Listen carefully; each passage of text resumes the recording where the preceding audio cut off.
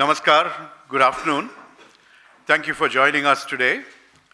We are here on behalf of the All India Congress Committee's Research Department to release this year's edition of the Real State of the Economy report. I'm Professor Rajiv Gowda, Chairman of the Research Department, and joining me today is Amitabh Dubey, who is the research coordinator for the Media and Communications Department. This is the report that we will be sharing with you. It is a report which is got the theme, Inequality on the Rise, Welfare in Retreat, the Real State of the Economy 2026. Next.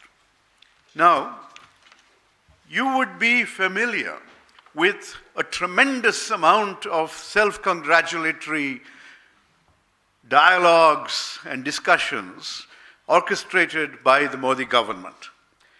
There are terms like Goldilocks moment for the Indian economy that are being used by the Modi government and its fans. Unfortunately, this is far from the reality, and what we are here to do today is to present you the raw facts about the state of India's economy. This triumphalist propaganda that is going to be unleashed on you in the next few days, starting with the economic survey, the president's address, and then, of course, the budget itself, is going to be a deluge that you need to be able to have the facts and figures to confront. And those facts and figures are shared in this document that we are presenting to you. First of all, let me point out that, next, the question that you must ask is, can you believe the Modi government's numbers? The International Monetary Fund recently gave the Modi government's numbers a C grade, saying that they're unreliable. The numbers show 0.5% inflation. Is that the reality that you are experiencing? Is that the experience, the lived reality of the vast masses of India, the majority of the people? If you look at this government's own former chief economic advisor, Arvind Subramanian, he also has calculated, based on various underlying facts and figures, that GDP figures offered by this government are at least 2.5% higher than the actual reality. In fact, if you look at the 2024 numbers, the government calculates GDP using something called the production approach, and that is 9.2% GDP growth, but that's 47% higher than GDP calculated by another method called the expenditure method, which is 4.9%. Normally, both these numbers should match. When there is such a severe mismatch, clearly something is wrong. And then, in the first half, you had some record-breaking numbers saying that manufacturing grew at 8.4%. But if you look at the biggest component of manufacturing, the index of 8 core industries, that grew only by 2.9%. So where are these numbers coming from? Please ask these questions in the next few days when you're confronted with the government's data. Of course, you may all be asking this question as well. If the economy is doing so well, why is the rupee collapsing? We have seen the rupee being the worst performing currency in Asia against the dollar in the last 1 year. And this month itself, you have seen that the rupee is sprinting. It has fallen to by the end of the year, it had fallen to 91, and now before this month ends, it has sprinted to 92. Is this the sign of a strong economy if the currency is weakening every day? If the economy is growing at this pace, you should see a flood of investments coming into India. Instead, you see the reverse happening. Foreign direct investment, net investment is is the other way around, is negative. And even Indians are preferring to put their money overseas. Every year, under Modi Sarkar, 4,000 to 5,000 high net worth individuals, millionaires, are fleeing the country. What do they know that everyone else doesn't? Further, if the economy is doing so well, where are the jobs? If you look between 2017-18 and 2023-24, the share of workers in manufacturing fell from 12.1% to 11.4%. In services, came down from 31.1% to 29.7%. We will be giving you all these details and a copy of the report, so bear with me as I keep moving forward. The first question that should strike you is, what happened to Make in India? Why is manufacturing employment dropping if Make in India is any kind of a success? Where are the jobs being created? In agriculture. The share has gone up from 44.1% to 46.1%. As any economist will tell you, the standard trajectory of development is from farm to factory, from agriculture to manufacturing to services. In India, we are seeing the opposite.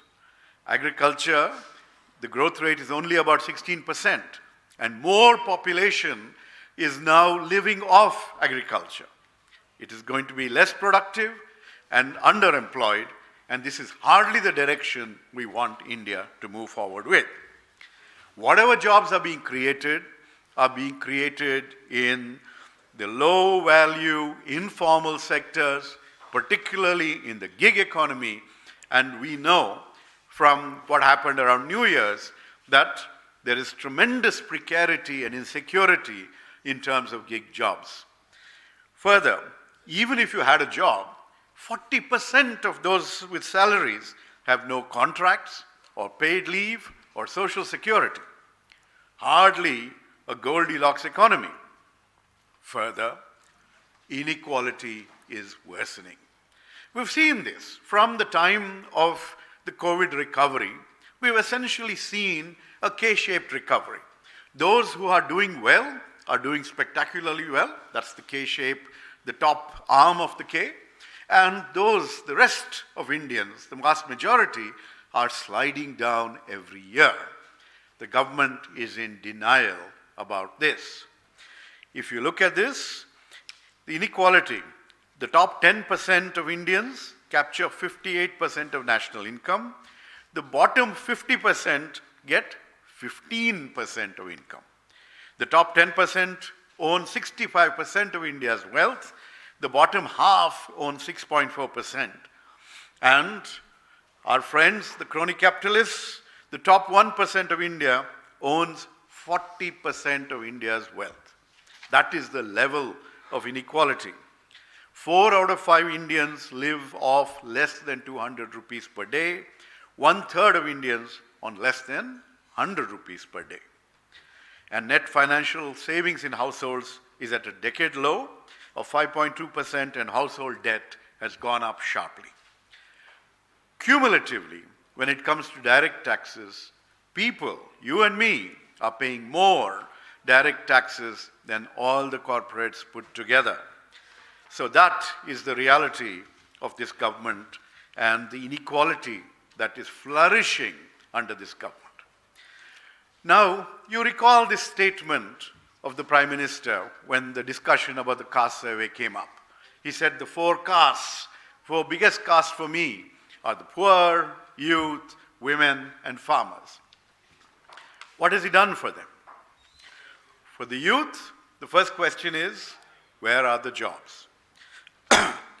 Between April to September 2025, youth labor force participation fell from 42% to 41.3%. What does this mean? If people are not in the labor force, it means that they are too discouraged. They've stopped even looking for work. That is the basic problem and plight of India's youth. Youth employment has come down from 35.8% to 35.2%. Unemployment has grown to 15%, And in urban areas, youth unemployment is 18.4%. Nearly 1 in 5 youth is unemployed in urban India. There was this idea that the Congress party had floated in our manifesto for the 2024 election about creating apprenticeships.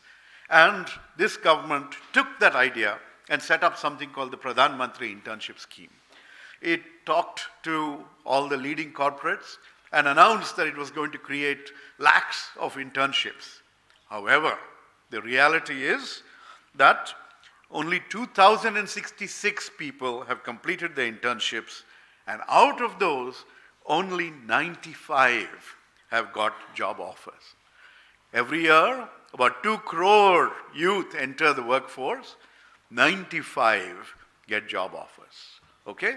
You know, the India Skills Report also continues to point out that only 1 in 2 graduates is actually employable, and there was supposed to be the Pradhan Mantri Kaushal Vikas Yojana, which is supposed to skill our youth and give them the capabilities to enter the workforce.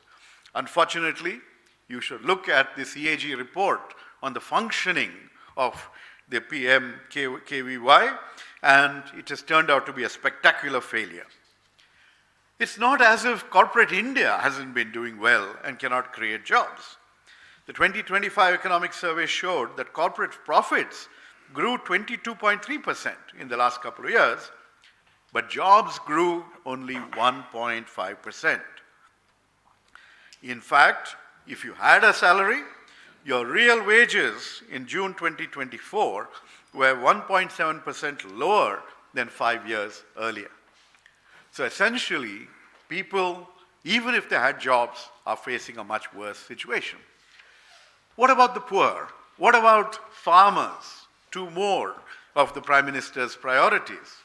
Well, if they are getting the kind of priority, if this is the priority that the Prime Minister gives them, they would be much better off not even being drawn to his attention.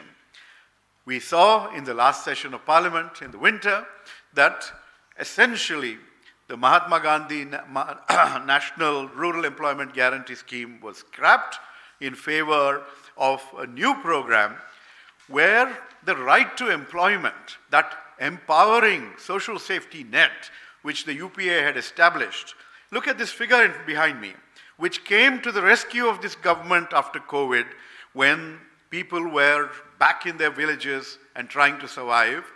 This is the program that provided the safety net. Now the government has abolished it. It is going to pass on more of the burden to the states. And I can predict here, given the fiscal situation of the states, that this is as good as killing any program aimed at providing a social safety net for the poor and farmers in rural India. Essentially, this is a pattern that is not new. They have been starving Manrega of funds, and they have been using technology to exclude more and more people over time. What about the poor in general? Are they getting enough to eat? Well, are they getting adequate nutrition?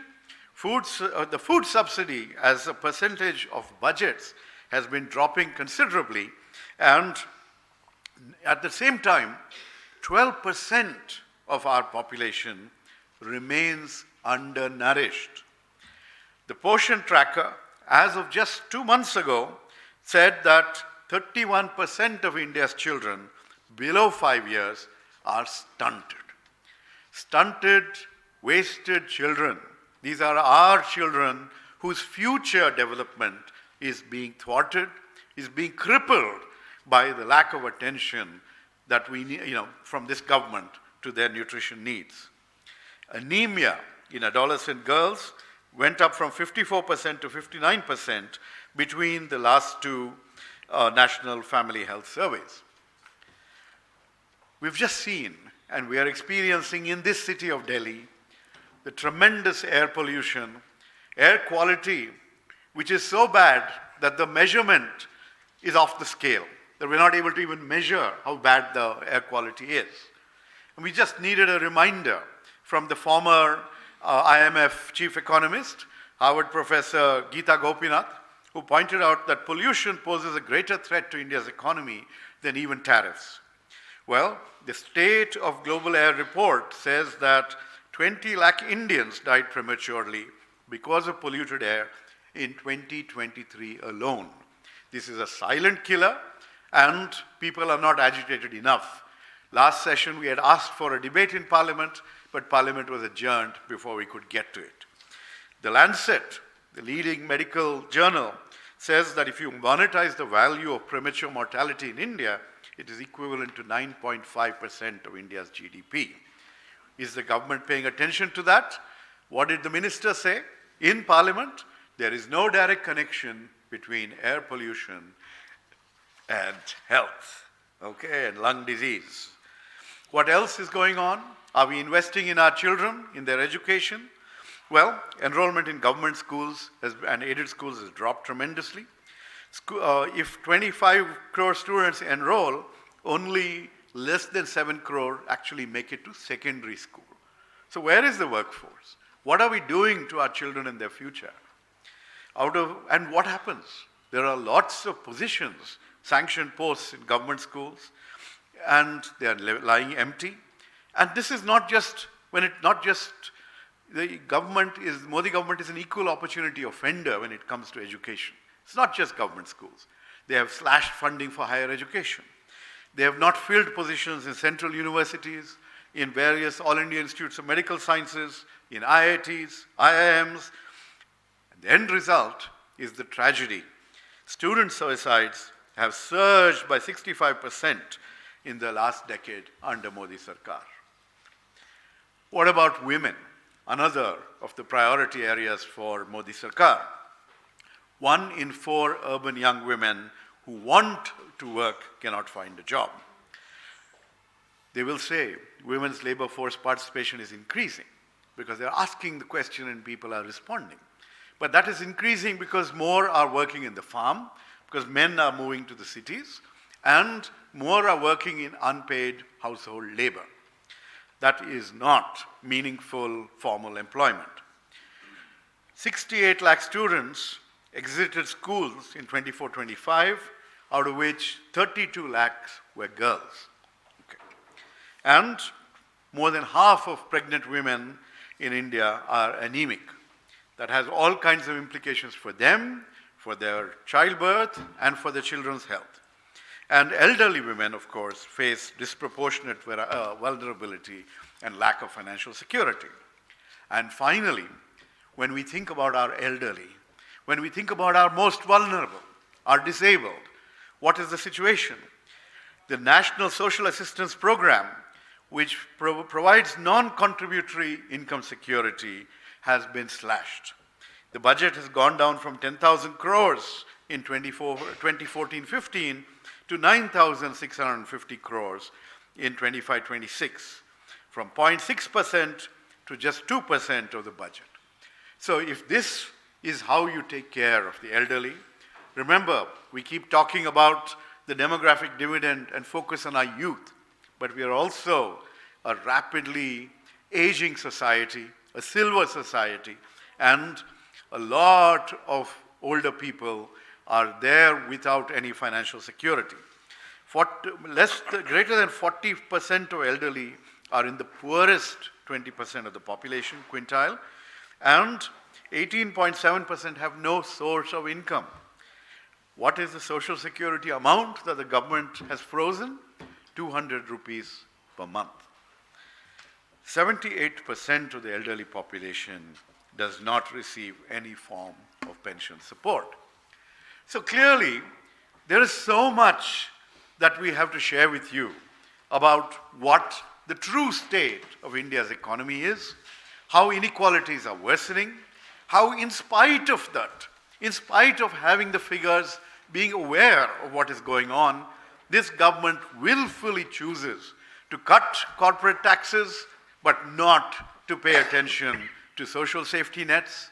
It has cut the Manrega, the social safety net that took care of the poor in rural India in their most desperate times, when they had already brought it down to 30 days of employment.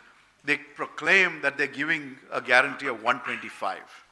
I predict here that it will not come to even 10 days in the next year once the new VBG, Ramji program comes into operation.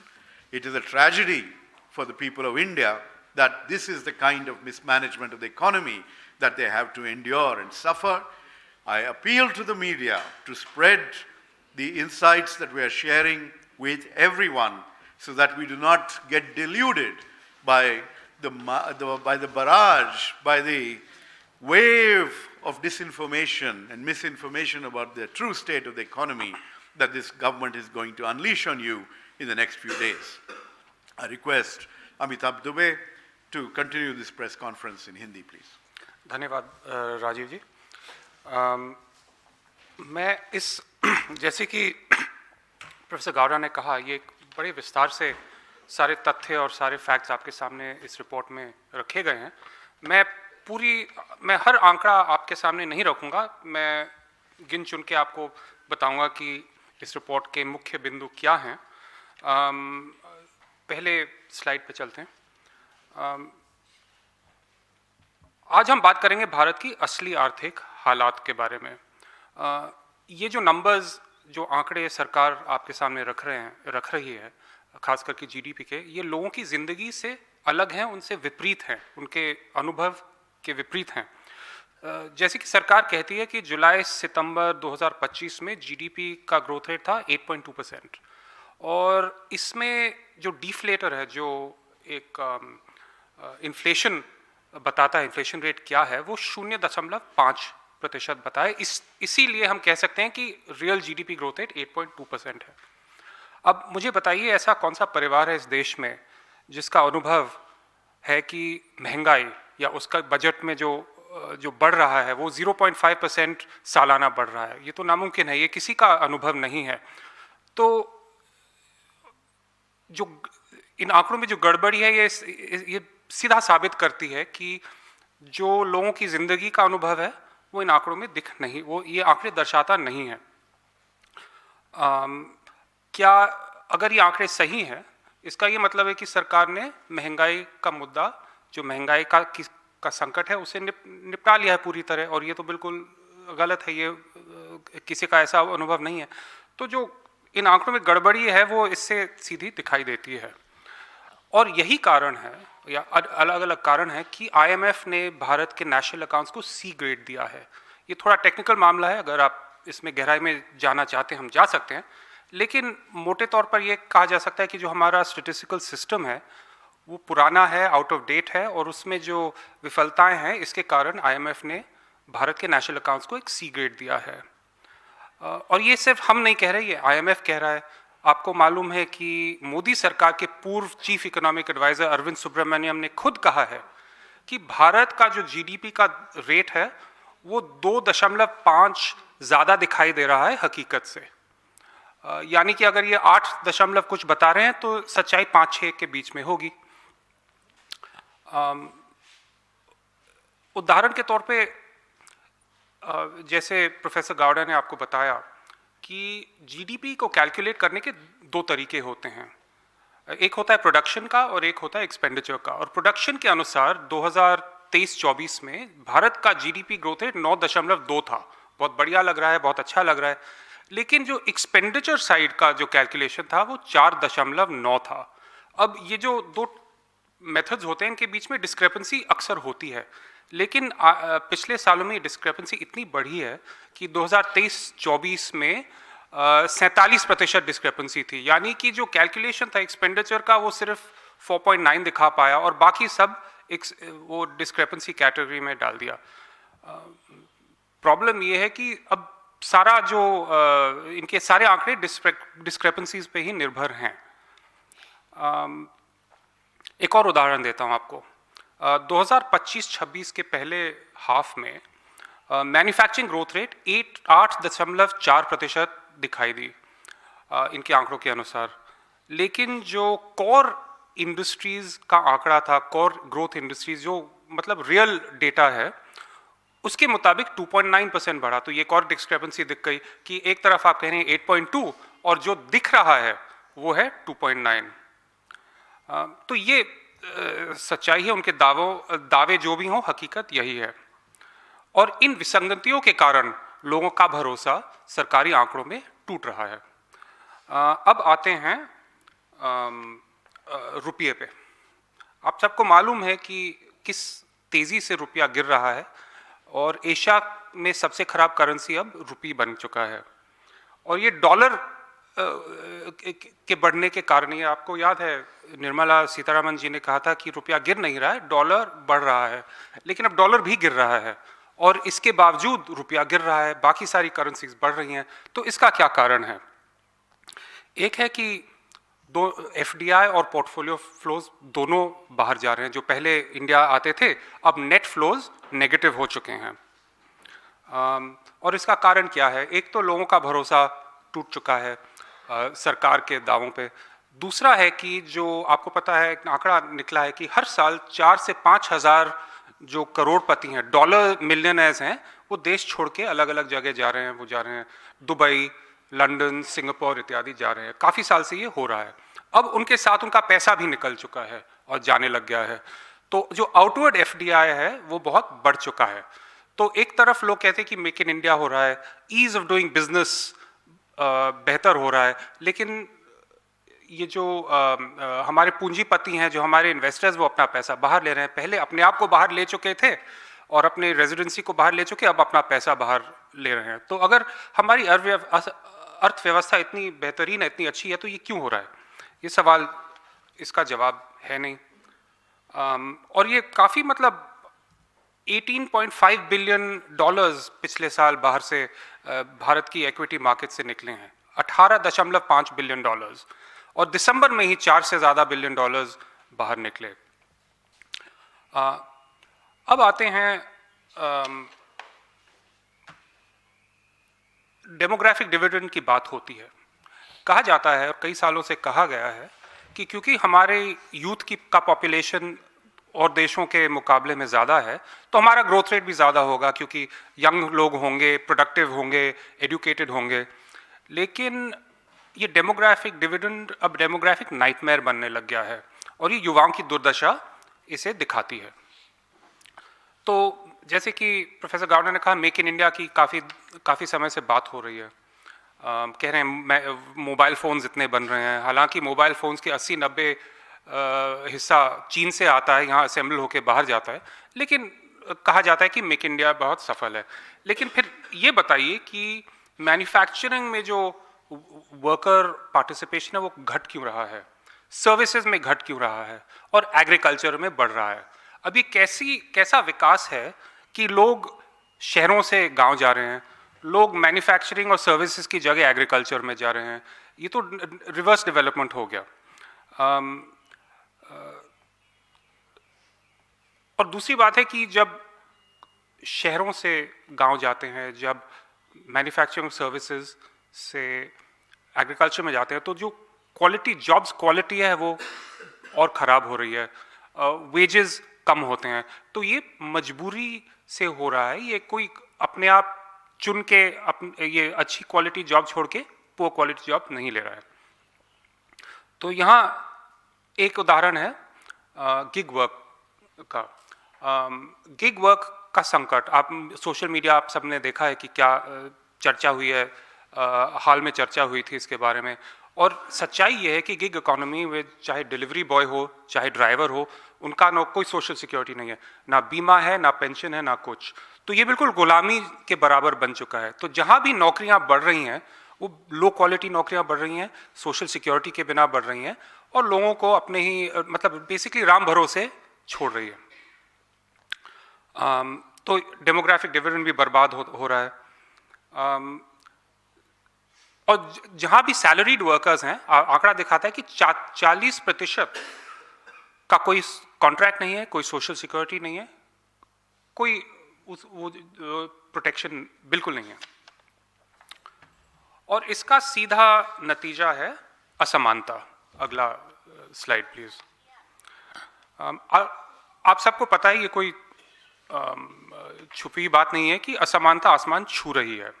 World inequality report कहती है कि India सबसे ज़्यादा असमान देशों में से एक है।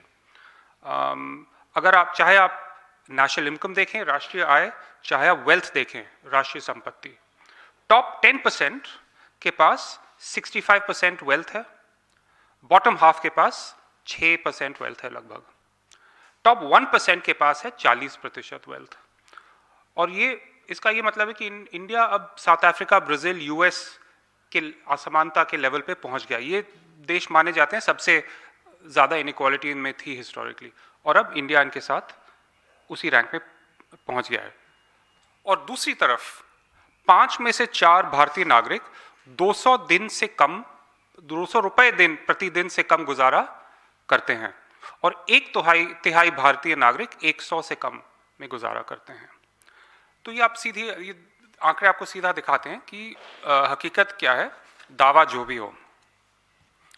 और ये जो हमारे नागरिक हैं जो 100 रुपए 200 रुपए में अपना गुजारा निकालते हैं, इनका सबसे बड़ा सहारा था मनरेगा। और आप अगले मनरेगा लेट, ठीक है, तो मनरेगा पे हम आते हैं। लेकिन बस इतना मैं कहना चाहूँगा कि इनका सबसे बड़ा सहारा मनरेगा था, और मनरेगा पे पूरी तरह सरकार का वार हो रहा है। पूरी तरह मनरेगा को जो जिस तरह बदला गया है, उसका लाभ लोगों को अब नहीं मिलेगा जैसे पहले मिल रहा था। जैसे कि पहली बात है, मनरेगा में अब पहले केंद्र 90% पैसे देता था, अब 60% देगा। और आपको पता है कि जो राज्य सरकारें हैं उनके बजट पे कितना प्रेशर है, तो अब उस पे वो बजट पे और की जो बढ़ोतरी होनी चाहिए वो नहीं होगी। पहले हर ग्रामीण इलाके में उपलब्ध था, अब नहीं होगा। डिमांड पे चल रहा था, अब बजट के हिसाब से चलेगा। पूरे साल चल रहा था, अब 2 महीने नहीं चलेगा। और पहले जहां ग्राम सभा पूरा प्लानिंग करती थी, अब कोई अफसरशाही के हिसाब के आधार पे प्लानिंग होगी, और टॉप डाउन मॉडल अब यहाँ लगा दिया गया है। तो इसका नेट रिजल्ट होगा कि वो दावा करते हैं कि 125 दिन, पहले 100 दिन काम मिलता था, अब कहते हैं 125 दिन करेंगे। लेकिन अगर इतना सारा उन्होंने इस योजना से हटा दिया है, तो अब जो साल में काम करने के दिन मिलेंगे वो तो घटते रहेंगे। अभी वर्तमान में 37 दिन से ज़्यादा काम नहीं मिलता है, और जब ये सारी चीज़ें अब लागू हो चुकी हैं, अब ये आंकड़ा और भी कम होगा। तो एक तरफ असमानता बढ़ रही है, पूंजीपतियों का धन बढ़ता जा रहा है, और दूसरी तरफ जो 2-4 योजनाएं थी गरीबों को सहारा देने के लिए, उन्हें सुरक्षा देने के लिए, उनको भी खत्म किया जा रहा है।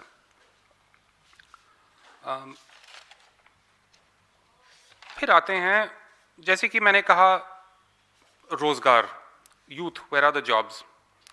इतने सारे आंकड़े हैं, सब दिखा रहे हैं कि यूथ एम्प्लॉयमेंट कम हो रहा है, यूथ लेबर फोर्स पार्टिसिपेशन कम हो रहा है, यूथ अनएम्प्लॉयमेंट बढ़ रहा है। एक जो इंटर्नशिप प्रोग्राम है, कुल 95 लोगों को नौकरियां मिली, और वो भी इंटर्नशिप की 1 साल की। 55% जो हमारे ग्रेजुएट्स हैं वो नौकरी लेने के करने के काबिल हैं। तो यानी कि ट्रेनिंग के बारे में बड़े सवाल उठाए जा सकते हैं। तो ये बहुत सारे आंकड़े हैं। मैं बस इतना कहूँगा कि अगर हमारी अर्थव्यवस्था इतनी अच्छी है, अगर हमारी ग्रोथ रेट इतनी तेज़ी से बढ़ रहा है, तो ऐसी स्थिति क्यों पैदा हुई है। मनरेगा का तो हमने कवर कर लिया है। कुपोषण, ये एक और सवाल, ये बहुत सारे आंकड़े हैं न्यूट्रिशन के बारे में, कुपोषण के बारे में, कि स्टंटिंग यानी कि पूरा डेवलपमेंट बच्चों का नहीं हो रहा है क्योंकि उनका पोषण नहीं मिल रहा। 12% हमारी आबादी कुपोषित है। तो ये कैसे अच्छे दिन हैं कि हमारी 12% आबादी भी अभी कुपोषण नहीं मिल रहा है, अनीमिया बढ़ रहा है ऐसे। और इसका ये इसलिए हो रहा है क्योंकि हमारा जो ग्रोथ है वो प्रो रिच है, प्रो बिलियनर है, प्रो वेल्थी है, और जो नीचे वाले तबके के लिए कोई की इतनी बुरी हालत इसलिए है क्योंकि सरकार की नीतियां, जो लोग उनको इलेक्टोरल बॉन्ड्स देते हैं, जो इलेक्टोरल ट्रस्ट देते हैं, उनके लिए सारी की सारी नीतियां डिज़ाइन की गई हैं और इम्प्लीमेंटेशन इसी आधार पे हो रहा है। अब इकोनॉमी की बात तो हो चुकी है, लेकिन कुछ दिन पहले गीता गोपीनाथ, जो पूर्व IMF की डिप्टी मैनेजिंग डायरेक्टर हैं, अभी एक प्रोफेसर हैं, उन्होंने कहा था और काफ़ी इसकी चर्चा हुई थी कि टैरिफ से बड़ी समस्या पोल्यूशन है। और ये बिल्कुल सही कहा, क्योंकि आप देखें तो जो टैरिफ्स अभी चल रहे हैं 50% डोनाल्ड ट्रंप के, उसका मोटा मोटा इम्पैक्ट 0.5% GDP का होगा और कुछ महीनों में एक समझौता होना चाहिए। प्रदूषण जो है हर साल पिछले 10, 15, 20 सालों से अपनी कीमत चुका रहा है।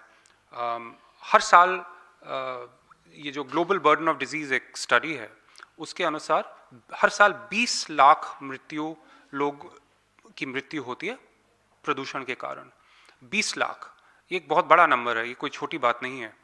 और एक वर्ल्ड बैंक का कैलकुलेशन, मैं बहुत आंकड़े दे रहा हूँ लेकिन ये महत्वपूर्ण है कि अगर हमने जो पिछले 15-20 साल से प्रदूषण बढ़ रहा है वो आधे रेट पे बढ़ता, यानी कि सरकार उसके बारे में अगर कुछ करके रेट कम कर देती, तो हमारा GDP 4.5% ज़्यादा होता वर्तमान में। तो ये सिर्फ हेल्थ इम्पैक्ट नहीं है, इकोनॉमिक इम्पैक्ट भी है। और टैरिफ्स एक साल का मामला है, प्रदूषण 10, 15, 20 साल से चल रहा है और आने वाले सालों में भी अगर सरकार कुछ करेगी नहीं तो चलता रहेगा और उसकी कीमत चुकानी होगी।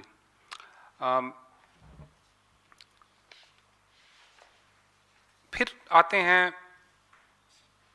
शिक्षा पे। और शिक्षा में अगर फिर से बहुत सारे आंकड़े हैं यहाँ पे कि फंडिंग गिरी है, इतने सारे सरकारी स्कूलों में 3.5 लाख से ज़्यादा रिक्त पद भरे नहीं गए हैं। सेंट्रल यूनिवर्सिटीज़ में भी पद भरे गए नहीं हैं। IIT IIM जो कि हमारे देश की शान है, 1 में से 3 पद रिक्त हैं, एम्स में रिक्त हैं।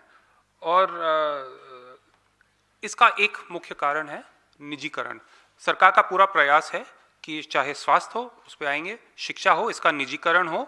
और जो हमारे इतने सालों से पिछले आज़ादी के बाद जो संस्थाएं बनाई गई हैं, जो मजबूत संस्थाएं बनाई गई, जो देश की नींव हैं, जो जवाहरलाल नेहरू जी ने बनाई थी और उनके बाद आने वाले लोगों ने बनाई थी, उनको पूरी तरह बेचा जाए। और ये इसका सीधा नतीजा है और कोई कारण हो नहीं सकता। महिलाओं पे आते हैं। महिलाओं की बेरोजगारी दर और भी ज़्यादा है। सबसे ज़्यादा स्कूल छोड़ने वाली लड़कियां हैं। बहुत सारे, मतलब आंकड़े पे आंकड़ा दिखाता है कि जो हमारे कमज़ोर वर्ग हैं, चाहे युवा हो चाहे महिला हो, फिर अभी बुजुर्ग पे आते हैं, उनकी क्या दुर्दशा है। और बस इंदौर में जो हादसा हुआ ये इससे जुड़ा हुआ है, क्योंकि जिस प्रकार हमारी शिक्षा का निजीकरण का प्रयास हो रहा है, उसी तरह हमारी स्वास्थ्य व्यवस्था के निजीकरण का प्रयास हो रहा है। आपको पता है इंश्योरेंस कितना महंगा हो गया है, आपको मुफ्त में इलाज लेना बड़ा मुश्किल हो चुका है। आप अगर सरकारी हॉस्पिटल में जाएं, आपको पता है कि एम्स छोड़ के कुछ गिने चुने संस्थाओं को छोड़ के क्या स्थिति है। और हर एक को अब निजीकरण के कारण प्राइवेट में जाना पड़ रहा है।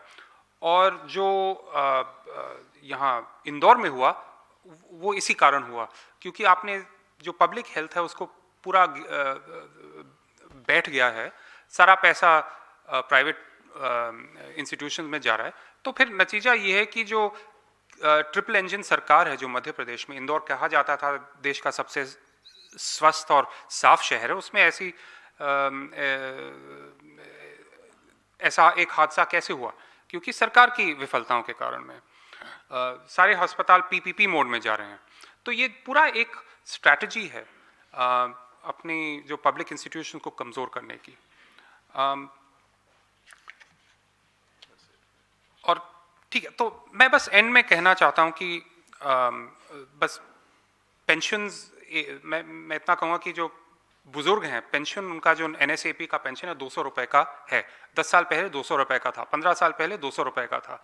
तो जो 2013 में 200 रुपये, अब 100 रुपये तक का परचेसिंग पावर उनमें है, तो आधा हो गया है और इसके बारे में कुछ किया नहीं जा रहा। तो ये सारे मैंने आपको काफ़ी आंकड़े आपके सामने रखे हैं। आप ज़रा रिपोर्ट में अच्छे से विस्तार से सब कुछ हमने डिटेल में रखा है।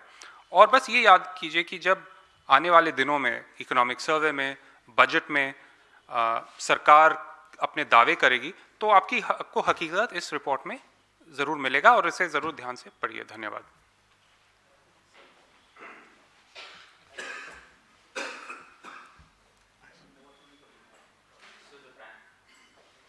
Yeah.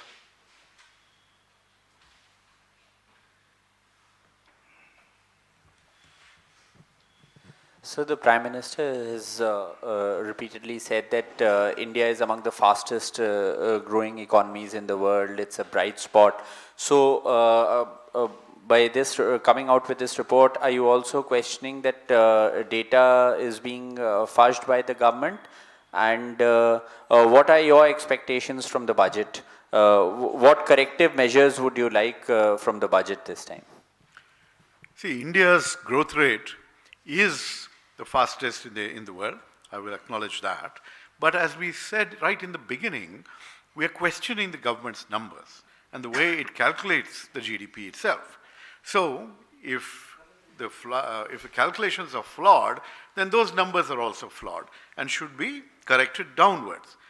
In any case, even if you assume they were true, it is around the range of 6 point something %. Well, you are aware that our demographic dividend is not going to last forever.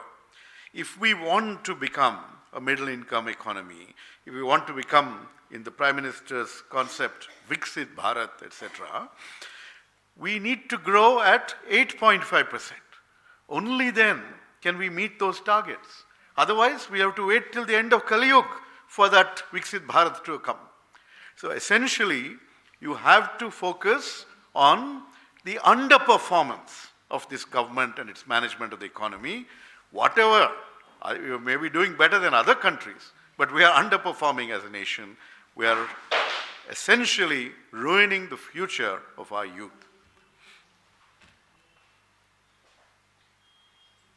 Yes. Anything on the budget? What are your expectations from the budget and what corrective measures? First, I would like the government to open its eyes to the realities of the economy, to the people who have fallen behind, to the poor, to the women, to the elderly, to farmers, to students, every one of these groups, and don't cut their budgets. Restore scholarships. Focus on fixing the programs that you announce with great fanfare. Look at the CAG report on your skilling program and implement some corrective measures. Because with each year, the cream of our youth are losing their futures. Okay? So stop being self-congratulatory. The problem with this government is that, you remember in, about 10, 11 years ago, we had something called the India Shining Moment under Vajpayee, Advani, etc. Everyone was full of self-congratulations. India is shining. And the Congress party asked a simple question, ठीक है, आम आदमी को क्या मिला? Right? And that is the question you need to ask. If you're saying we're moving forward, we're becoming the fastest growing, etc., who has fallen behind? It is the duty of the government to pay attention and to pick them up and to provide that social safety net. Instead, you go out there and slash Manrega. You destroy the carefully constructed social safety nets. Open your eyes, get a heart, finally, and do something for those who are falling behind.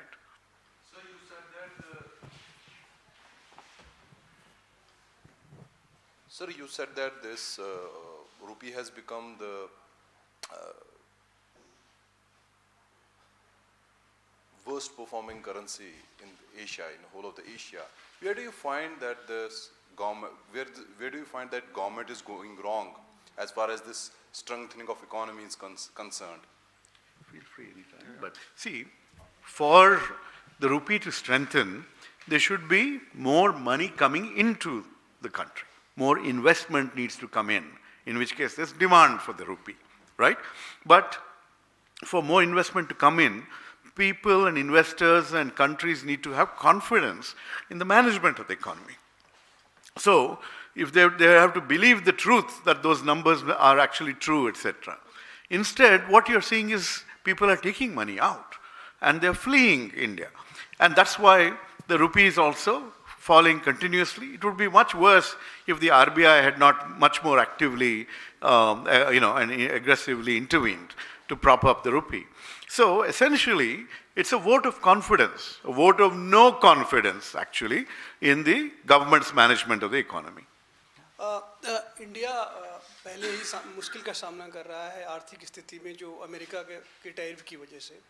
आज भारत और EU के बीच जो है trade deal FTA हुआ है, तो उसको आप कैसे देखते हैं, खासकर अमेरिकन टैरिफ के नज़रिए से? देखिए, भारत और अन्य देशों के बीच में ट्रेड तो होना चाहिए, ट्रेड इन्वेस्टमेंट फ्लोज होने चाहिए। अभी इनके डिटेल्स देखने होंगे कि एग्रीमेंट में क्या है, उसका कुछ समय लगेगा, लेकिन in principle free trade agreement एक अच्छी चीज़ है। बस हमें ये देखना है कि जो हमारे जो कमज़ोर वर्ग हैं उनको प्रोटेक्ट किया जाए, जैसे एग्रीकल्चर हो, जैसे गरीब जो वर्कर्स हों, कुछ डेयरी हो, कुछ क्रिटिकल सेक्टर्स हैं जिनको थोड़ा प्रोटेक्ट करना चाहिए, जैसे कि इलेक्ट्रिक व्हीकल्स हों, उनको खुलेआम कंपटीशन अगर करना है तो उसके बारे में थोड़ा सोच के करना है। और हमने देखा है कि कुछ इलेक्ट्रिक व्हीकल्स के इंपोर्ट के बारे में कुछ है, तो इसको थोड़ा ध्यान से देखना होगा। लेकिन मेन इशू है कि सरकार भारत के इंटरेस्ट को डिफेंड करे और उसी के साथ साथ ट्रेड को बढ़ावा दे, इन्वेस्टमेंट को बढ़ावा दे। तो ये बैलेंसिंग एक्ट होना चाहिए। तो ये ना हो कि जो भी दबाव ट्रंप से आए या कहीं और से आए उसके सामने घुटने टेक ले। तो ये हम देखना चाहेंगे कि एग्रीमेंट में क्या है, डिटेल्स क्या हैं, लेकिन इन प्रिंसिपल ऐसे एग्रीमेंट तो होने चाहिए। बताएं। Agreement is basically a reply on the part of government to the way in which there was continuous pressure on the side of the United States through tariffs or the way it has impacted on our exports. This trade deal which is being signed by India and EU, that is being a messaging which India has done to the United States. Do you believe so? Well, you've been following this trade deal. The India-EU trade deal has been in the works for many, many years, ahead of, much before President Trump announced a variety of tariffs on the country.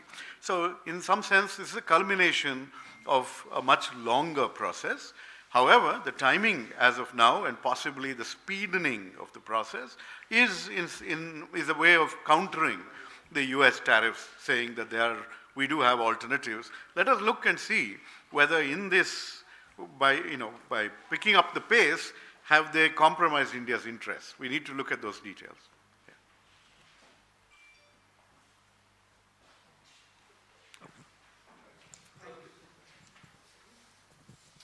सरकार कहती है कि sir युवा आत्मनिर्भर बन चुका है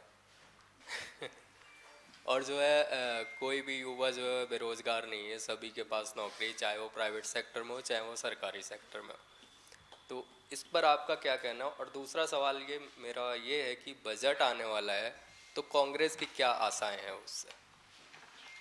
देखिए, पहली बात है कि जो युवा की जो दुर्दशा है वो हमारे रिपोर्ट में सारे आंकड़े हैं, आप देख सकते हैं कि जो ये समोसे तलना या जो भी अजीब सी बातें मोदी जी या भाजपा के चाहे प्रवक्ता हों या मंत्री हों कहते हैं, उनका कोई मतलब नहीं है। युवा जानता है कि सच्चाई क्या है, हकीकत है क्या है, तभी आधा युवा देश छोड़ने का प्रयास कर रहा है। आत्महत्या हो रही है। पेपर लीक्स के बारे में तो आपको पता ही है, हर साल कहीं ना कहीं पेपर लीक होता है, लोगों की जो आशाएं हैं वो ख़त्म हो रही हैं। तो इससे मैं जुड़ा आपका जो दूसरा सवाल था बजट का, बजट होता क्या है कि बजट में जो छोटी सी अहम बात हो सकती है लेकिन उसका उतना महत्व नहीं है, लेकिन उसको घुमा फिरा के बताया जाता है कि ये पूरा देश का परिवर्तन होने वाला है। एक छोटी बात को बहुत बड़ा दिखाते हैं, लेकिन जो मुख्य चीज़ें हैं, जो सरकार का दायित्व है, नौकरी दिलाना, स्वास्थ्य दिलाना, शिक्षा दिलाना, इसमें पूरी तरह विफल हैं।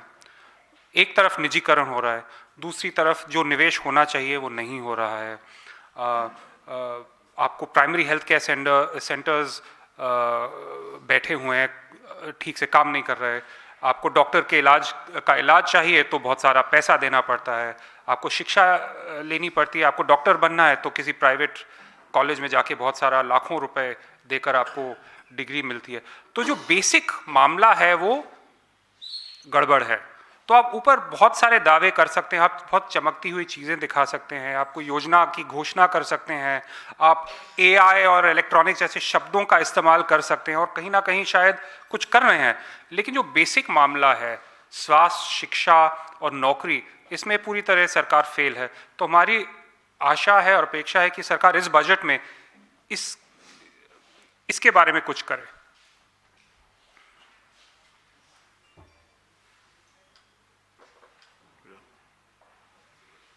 Thank you very much. धन्यवाद.